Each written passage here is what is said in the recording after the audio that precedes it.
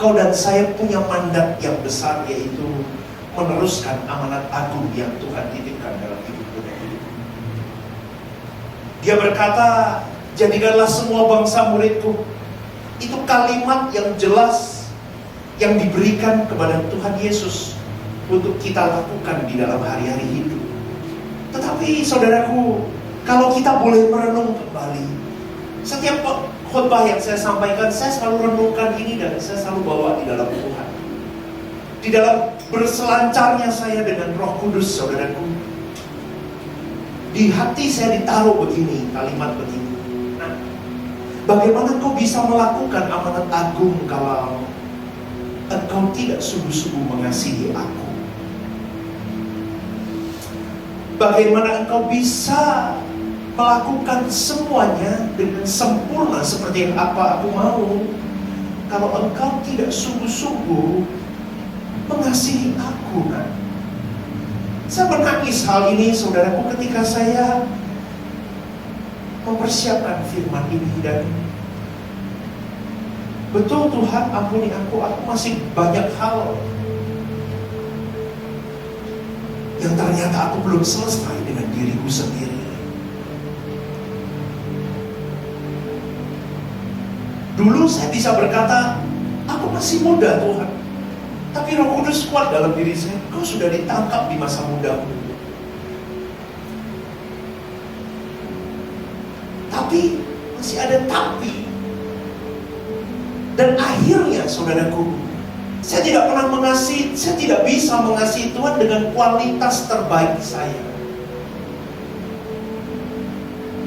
Dan akibatnya, saya tidak akan pernah bisa melakukan amanat agung Tuhan. Karena excuse dari saya. Excuse itu contoh orang olahraga, nggak boleh makan karbo, nggak boleh makan nasi. Tapi kita seringkali curi-curi nggak? Kita belajar mengasihani diri kita dengan kita berkata, nggak apa-apa lah satu kali ini, bener nggak? Itu sama, saudaraku. Saya melakukan itu seringkali. Saya berkata kepada Tuhan, Lord, satu kali ya, bolehlah aku menikmati hidupku sendiri. Sampai di satu titik saya dihajar Tuhan terus, saudaraku. Tahun 2022, awal tahun 2023 sampai saat ini. Itu momen saya diremukkan Tuhan dan habis-habisan, dan akhirnya saya bisa berkata begini. Kalau orang mau mengasihi Tuhan, dan kalau orang benar-benar sudah mengasihi Tuhan dengan segenap, dan segenap. Ada kan firman-Nya itu? Kasihlah Tuhan Allahmu dengan segenap, dan segenap. Segenap hati, segenap jiwa, segenap akal budimu. Maka dia akan berhenti dari segala pengembaraan hidupnya. Kalau orang sampai berkata, Tuhan, aku mau belajar mengasihimu dengan segenap, dan segenap. Maka saudaraku, tidak ada lagi sedikit pun keinginan seharusnya di dalam dirinya keluar dari hadirat Allah. Kenapa? Kalau orang sudah sampai tertambat dan tertawan di dalam kasih Tuhan yang dahsyat itu, seharusnya Tuhan itu jadi magnet hidupnya. Tuhan itu menyedot segala link hidup orang itu. Dan Tuhan sangat memperhitungkan orang-orang seperti itu, saudara.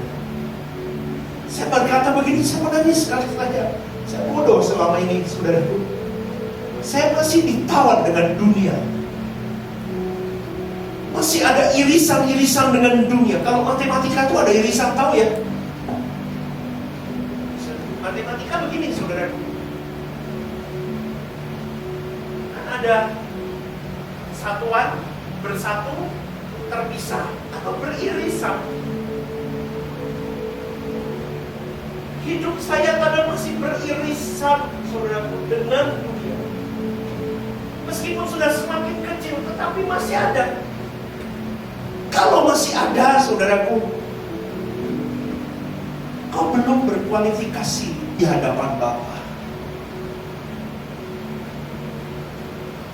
Kau harus benar-benar terpisah total.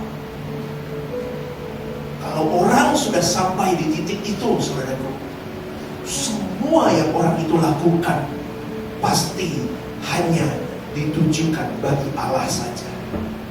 Makanya kalau orang sudah sampai di titik itu, dia masuk pelayanan, dia masuk di keluarga, dia masuk di pekerjaan, dia ditaruh Tuhan dimanapun, tidak akan jadi sumber masalah. Paham sampai di sini? Orang seperti itu, dia akan menjadi sumber berkat untuk orang lain. Kalau ada orang-orang seperti itu, semua ditujukan kepada Tuhan. Tempat yang dihadiri, yang dijejaki kakinya, adem, damai, tenang. Kenapa? Karena dia tidak punya kepentingan di situ. Kepentinganku satu, aku selesaikan tugasku. Aku selesaikan amanat agung Tuhan dalam hidupku. Dan aku selesai dengan berkualifikasi sempurna di mata Bapa. Itu susah dikatakan. Kalau orang itu tidak pernah mengalaminya sendiri. Ini saya ngomong begini, Anda beberapa tidak akan pernah bisa menangkap. Kecuali Anda mengalami sendiri. Tuhan Yesus memberikan legacy itu, amanat agung. Bapak Ibu, saudara-saudari yang hadir pada ibadah usia indah ini, apa yang mau kau wariskan kepada generasi? Selain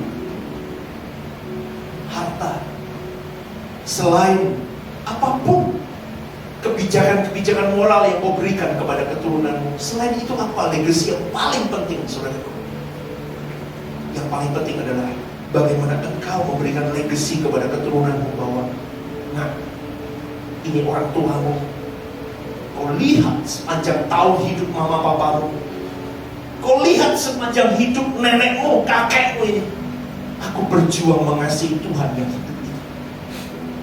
Itu adalah warisan yang paling penting, saudara. Dibanding harta berlimpah yang kau titipkan kepada keturunan. Hari ini saya bisa berdiri di sini. Itu karena legacy papa mama saya. Papa mama saya bukan orang kaya, tetapi dia selalu memberikan legacy begini. Jadilah orang yang takut akan Tuhan. Ketika dulu saya kuliah di luar negeri pun dia selalu ngomong, takut akan Tuhan. Jangan merokok, jangan ini. Takut akan Tuhan. Itu sampai tua begini saya terngiang, saudaraku. Jangan merokok. Jangan nonton yang gak benar. Jangan kumpul-kumpul yang gak benar. Jangan minum-minum. Itu terngiang terus. Intinya apa? Kasih Tuhanmu dengan benar. Legacy, saudaraku. Sekarang kita lihat bagaimana kita bisa memberi legacy kepada generasi kita yang kita warisi dari Tuhan untuk keturunan kita. Kalau kau dan saya tidak pernah menjadi pribadi yang mengasihi Tuhan dengan proporsional. Betul nggak, saudaraku? Itu yang menjadi PR. Berpuluh tahun gak tahu kapan kita dipanggil Tuhan. Anytime, saudaraku, kita bisa setiap saat meninggal. Tuhan sudah sediakan voucher keselamatan kepada kau dan saya. Tetapi itu semua tidak akan pernah berharga. Momen Natal ini pun tidak akan pernah berharga kalau engkau hanya melewatkan tahun demi tahun Natal itu tanpa arti. Tadi malam saya katakan momen Natal adalah momen di mana kau dan saya harus berjuang sungguh memiliki kepantasan di mata Allah. Dengan cara apa? Ikuti teladan putra tunggalnya Yesus Kristus. Jadilah seperti dia. Itu bukan hanya di mulut, itu bukan hanya slogan gereja, tetapi real Anda dan saya berjuang menjejaki tapak Yesus itu di tahun ini. Melewati tahun depan, kita berjuang bersama. Hari ini, momen Natal yang mau saya sampaikan adalah Legacy apa yang mau kau berikan kepada generasimu di momen Natal ini? Saya mau ajak Bapak Ibu di tempat ini, jadilah orang tua yang berkualitas dulu di pemandangan Allah. Ketika engkau berkualitas di pemandangan Allah, automatically itu pasti engkau berkualitas di pemandangan generasi di bawah. Amin. Kita berjuang di situ. Kalau engkau sudah menemukan quality of your life di mata Bapa, saudaraku, dengan baik-baik, maka engkau sudah menemukan kekayaan hidup, dan engkau sudah menemukan hidup itu sendiri, makna dari hidup itu sendiri.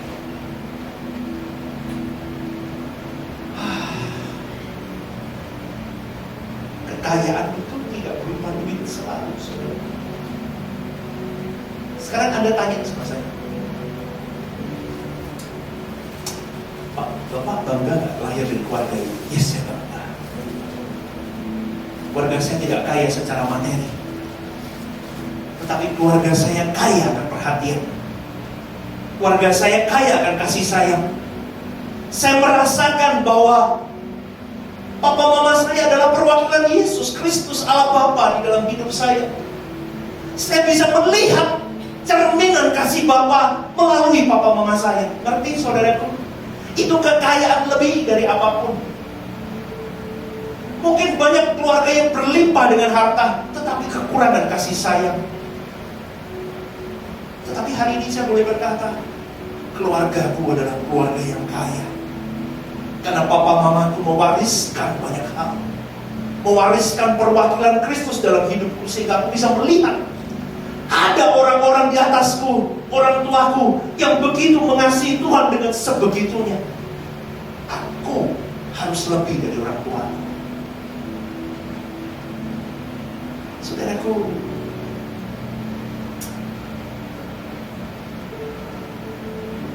kalau engkau tidak menempatkan Tuhan atau mengasihi Tuhan dengan layak, dengan proporsional,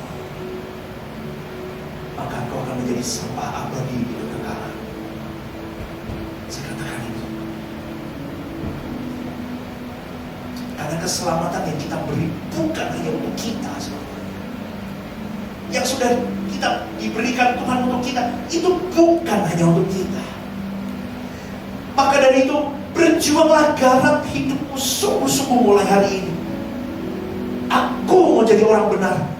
Masa lalumu boleh seburuk apapun, cukup.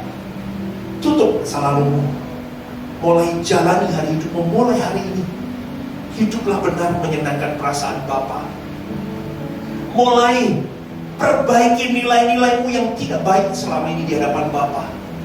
Dan mulailah, biar keselamatan itu benar-benar mulai menjadi berharga penuh dalam hidupmu. Sehingga ketika hidupmu diubahkan, hidupmu bernilai, engkau mulai bisa voucher keselamatan itu mulai kau bisa kau berikan kepada generasi-generasi di bawah.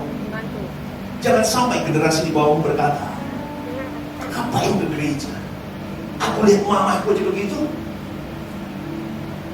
Tidak ada perubahan. Anda dan saya mulai berpikir itu. Dan itu sulit. Kalau orang belum, tadi seperti di awal saya katakan, belum mengasihi Tuhan dengan segenap dan segenap. Kalau orang belum sampai segenap dan segenap, jangan harap ada perubahan. Tidak mungkin bisa.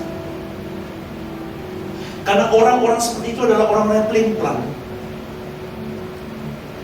Makanya di Instagram saya hari ini saya tampilkan ada reels, potongan khotbah.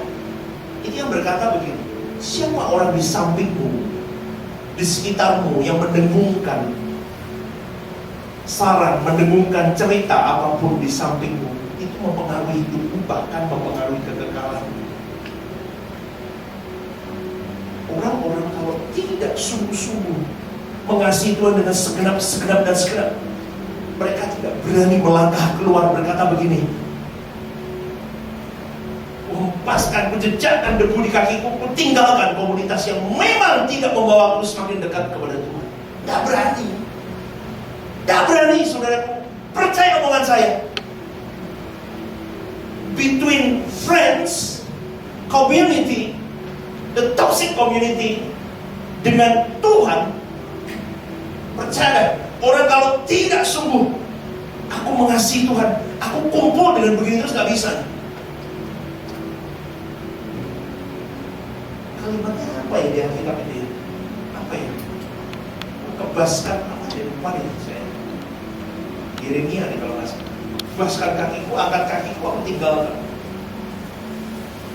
Orang yang berani melangkah begini, aku pilih Tuhan. Loh, kok jinengnya loh? Tadi diemin loh.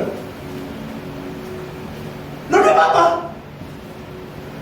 Saya berani begitu, saudara. Saya lakukan itu real, berani. Asal jangan Tuhan tinggalin saya. Kalau saya ketemu dengan komunitas-komunitas begitu dan itu merusak saya dengan Tuhan, hibah toksik, wah terus, dan itu aku mau tinggal di tempat itu.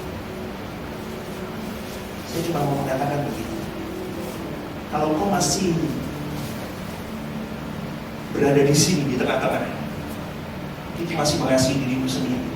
Apalagi kau berada di sini. Paham saudara? Amin. Lemes, kalau orang-orang begini lemes. Amin. Saya tidak mau di sini. Saya mau di sini. Spirit of mediocrity itu sudah pernah saya sampaikan tahun berapa ya? 2019 nih. Saya pernah sampaikan khotbah itu. Suap. Adem enggak, dingin enggak? Panas enggak, dingin enggak? Dia di tengah aja. Dimuntahkan Tuhan. Itu enggak bisa sebenarnya. Kalau kau mau iring Tuhan, kau harus se-ekstrim-ekstrimnya. Ya atau tidak? Sama sekali. Kalau iya, iya sepenuh hidup. Tidak, tidak sama sekali. Kenapa? Karena generasi di bawahmu tidak bisa melihat orang tuanya yang hanya suap di mediocrity, di spirit of mediokritas, di tengah. Gak bisa. Generasi di bawahmu butuh sesuatu yang jelas. Bagaimana menuntun mereka kepada kebenaran. Kalau enggak, saudaraku lihat baik-baik, dengar baik-baik. Sekarang ini zaman sosial media. Anda bisa bayangkan nggak? Ini Bapak Ibu usia indah pasti sudah ada yang punya cucu, punya anak yang dewasa, sudah siap married. Ini zaman kalian aja udah agak mengerikan, betul nggak? Bapak Ibu pernah nggak Anda berpikir bahwa generasi di bawah kita sedang berada di dalam ancaman kuasa kegelapan yang begitu bahaya dalam zaman-zaman ini? Bagaimana kita bisa menyelamatkan itu dari perubahan hidup kita sendiri? Jadi proyek percontohan, jadi proyek di mana generasimu mulai melihat bukan dengan marah, tapi dengan contoh, bukan dengan pukulan, tetapi dengan hikmat Tuhan. Bagaimana engkau membawa generasimu, kau memberikan legacy indah kepada generasimu, supaya mereka tidak membenci Tuhan, tetapi mereka semakin mengasihi Tuhan. Karena aku melihat papa mamaku, aku melihat kakek nenekku begitu dahsyat mencintai Tuhan. Apakah Anda tidak khawatir dengan generasi cucu-cucumu, anak-anakmu? Mungkin nggak mereka bisa terhilang? Mungkin sekali.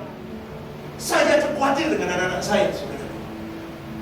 Jangan berkata, oh kan kita di dalam Tuhan. Yes, tapi nggak boleh diam, saudara. Kita nggak boleh bodoh. Kita harus punya legacy hari ini. Kita tunjukkan kepada generasi kita bahwa aku mengasihi Tuhan. Engkau pun tongkat estafet ini harus kau kobarkan. Dan terus kau legasikan kepada generasi sampai selama-lamanya. Sampai Tuhan itu hadir di muka bumi ini. Dengar baik-baik. Orang yang tidak mengasihi dirinya sendiri adalah orang yang tidak akan dapat. Orang yang tidak mengasihi dirinya sendiri, saudara, maka orang itu akan dapat mengasihi sesamanya, akan dapat memikirkan sesamanya. Dia mulai untuk Tuhan saja hidupku. Dia mulai berpikir untuk generasi di bawahnya. Aku tidak boleh egois. Aku tidak boleh selfish. Aku hidup hari ini untuk menyelesaikan amanat agung. Bukan hanya untuk diriku, tetapi hidupku juga untuk sesamaku, untuk generasiku, dan untuk lingkungan di sekitarku. Amin, saudaraku. Amin. Pesan Natal hari ini. Hiduplah benar. Legacy, warisan harus mulai kita berikan kepada generasi kita. Ingat, pribadi yang berani memberikan hidupnya untuk sesamanya sudah digambarkan melalui siapa? Yesus Kristus. Tidak ada satu pribadi pun berani mati untuk sesamanya, tapi Yesus berani mati untuk sesamanya. Kalau kita berkata, aku mau seperti Yesus, Bapak Ibu, saudara-saudari, kau dan saya hari ini mulai berani berbagi. Jadi roti terpecah, anggur tercurah untuk sesamamu dan untuk generasimu, supaya nama Tuhan dimuliakan melalui hidupmu dan hidupku. Saya berjuang, saudaraku. Saya masih muda, yes.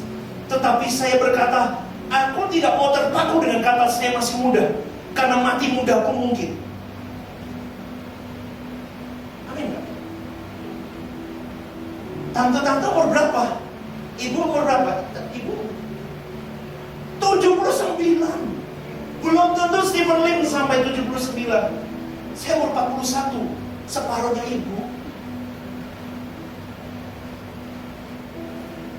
Tetapi saya berjuang di dalam spiritual saya. Tidak ada batasan.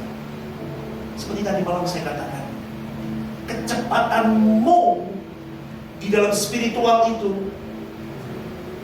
tergantung dari dirimu sendiri.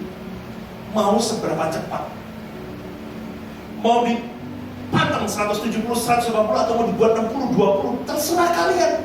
Maka dari itu, saudaraku, dengar baik-baik, dengar. Jadilah manusia yang selalu memiliki percepatan dan kecepatan yang tinggi untuk mengalami Tuhan dan diubahkan di dalam Tuhan sebelum waktumu habis. Makanya be ready, saudaraku, ketika roh kemahmu dibongkar, siap gagal. Itu yang membuat saya hari ini, aku harus berkualitas. Momen Natal ini aku harus punya. Tadi malam momen Natalnya adalah bagaimana kita punya kepantasan di mata Bapa. Yuk berjuang cepat-cepat. Hari ini di ibadah usin, momen Natal adalah apa, legasi apa yang mau aku titipkan kepada dunia dan kepada generasiku, dan terutama bagaimana aku membawa legasi itu bisa menjadi contoh teladan yang murni kepada semuanya. Saya tutup dengan satu kalimat saudara. Kalau kau sudah memahami hal ini, yuk mulai berusaha mengaktifkan nuranimu untuk mengetahui apakah yang kulakukan detik demi detik hidupku ini benar-benar menyenangkan Tuhan, atau aku hanya menyenangkan diriku sendiri. Kita bareng-bareng. Nek aku keselio sidik, panggul aku melaku. Nek sampai keselio, nek iso, tapi aku iso gendong tante. Orang kuat. Iya, tak gandeng. Kita bareng-bareng. Saya mau berjuang beri legasi yang indah keturunan. Katakan, haleluya, yuk kita bagi berdiri.